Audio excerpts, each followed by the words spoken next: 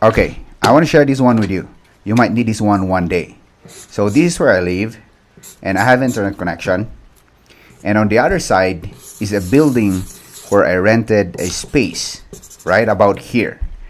And I do not have an internet connection. And I do not want to have a monthly bill for a connection in an internet service provider. So, what I'm going to do is send my internet connection wirelessly from my main, or where I live.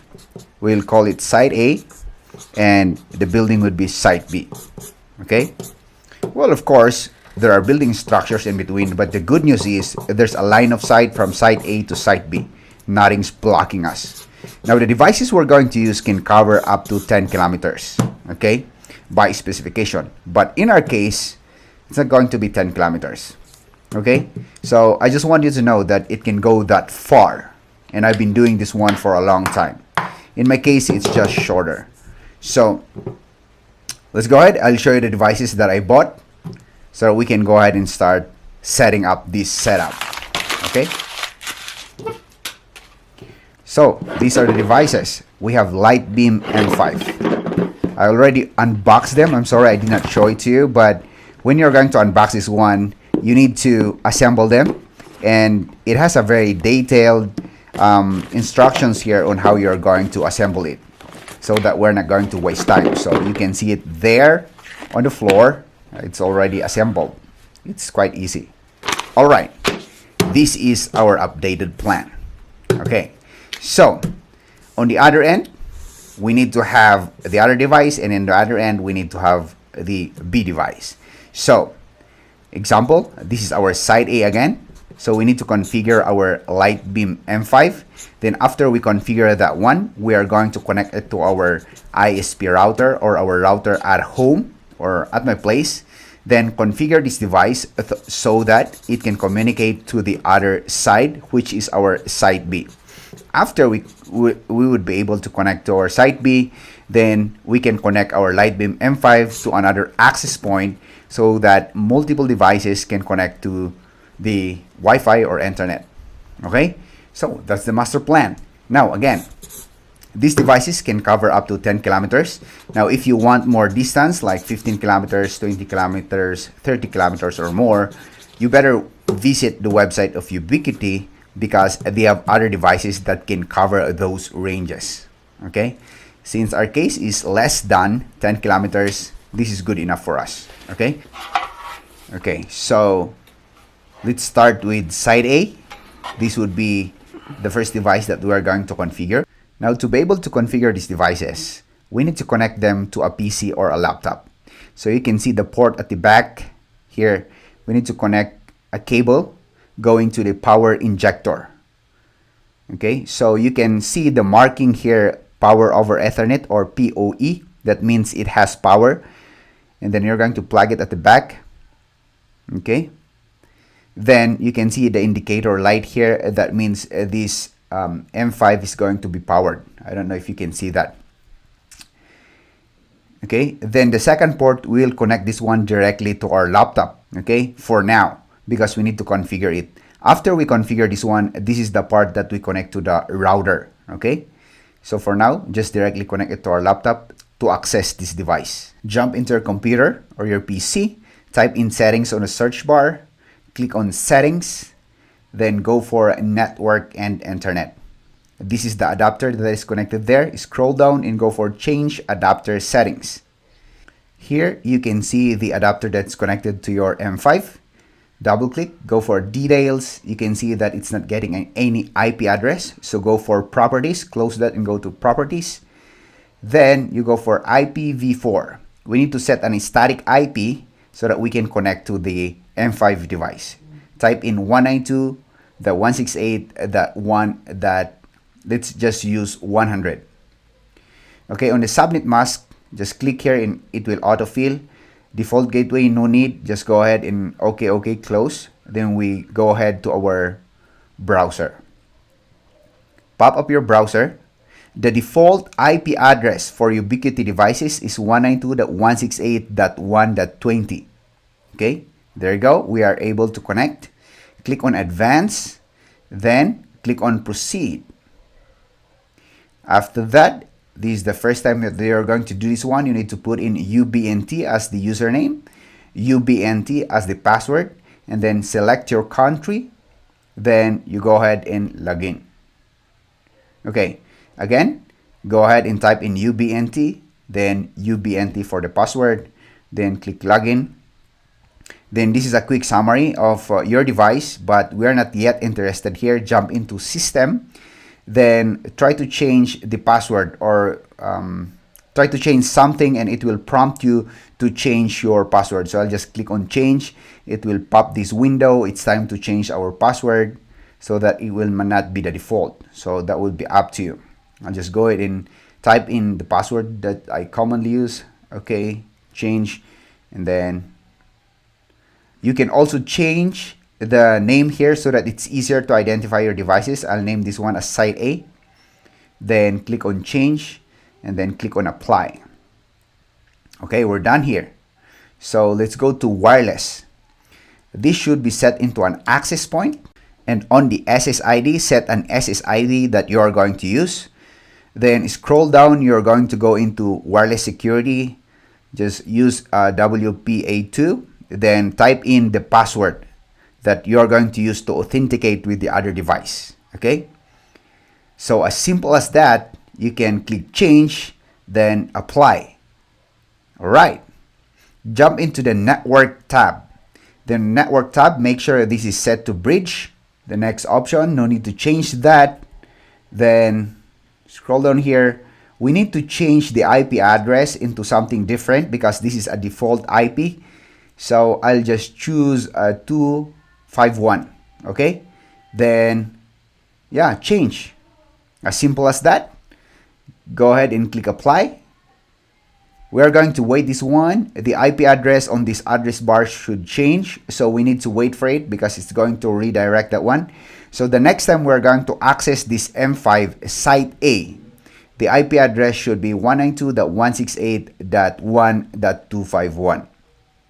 So if you cannot wait for this, you can go ahead and refresh like what I did, and then it's going to show 251. It's still refreshing.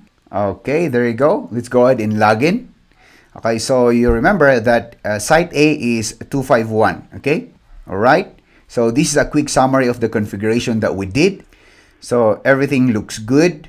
What we need to do is unplug it from our computer, but make sure that it is still powered because we need the signal later on to scan it.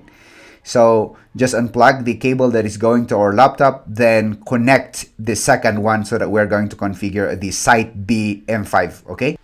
So just like the first light beam that we configured, we are going to connect the second light beam, but make sure that the first light beam is still powered, okay? So let's go ahead and jump into our computer and start the configuration.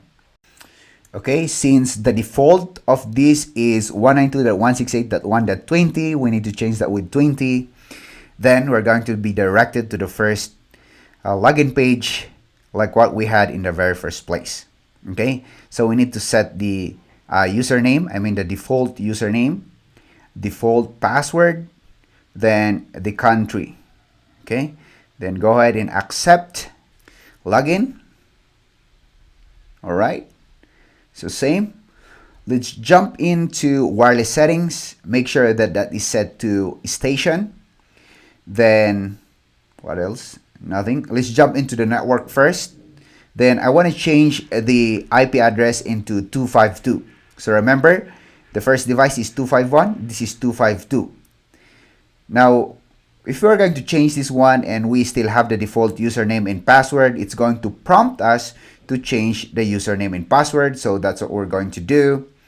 And then let's go ahead and change, apply. Okay, so again, this will redirect into 192.168.1.252 because we changed it.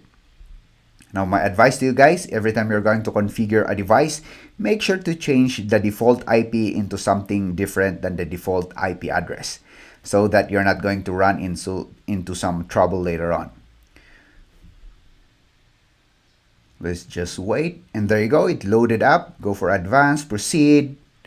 Then it's time to log in with the username and password we just set. Okay, login. All right. So let's jump into system. I want to change this device name into site B so that we are not going to have confusion later on. Change, then did we change that? Yeah, change, apply. Okay, so the first one is site A, this is site B. Let's go to the main. Try to check the quick summary of what we did. Okay, it's good. Jump into wireless settings. Then on the SSID, go for select. This will scan the signal that we have created earlier. So you can see it right away. That's Toroge Pro Site A. Click on the button, then click on lock AP. So it's going to lock that. Then scroll down. You need to type in the password that we created earlier. So I'm just going to type that in. Go for change. Click that. Then I'll go for apply. Right. Jump into main. This is the quick summary of that. We are connected. This is the AP MAC address and then the speed. That is 150 megabits connection. The signal strength is strong because they are just sitting just beside each other. So the next thing we're going to do is really put this one into action. We go to the second floor, install my site A device, and then jump into the site B and install my site B device. And let's try to see if my internet will work on site B. All right. This is the second floor of where I live. I'll set it up like that. Oh, nice. It's easy to install. Plug in the cable that is coming out from my ISP router. Then that's how it looks like, pointing to the other side, the mountain. Okay, just around there. So this is the site B location.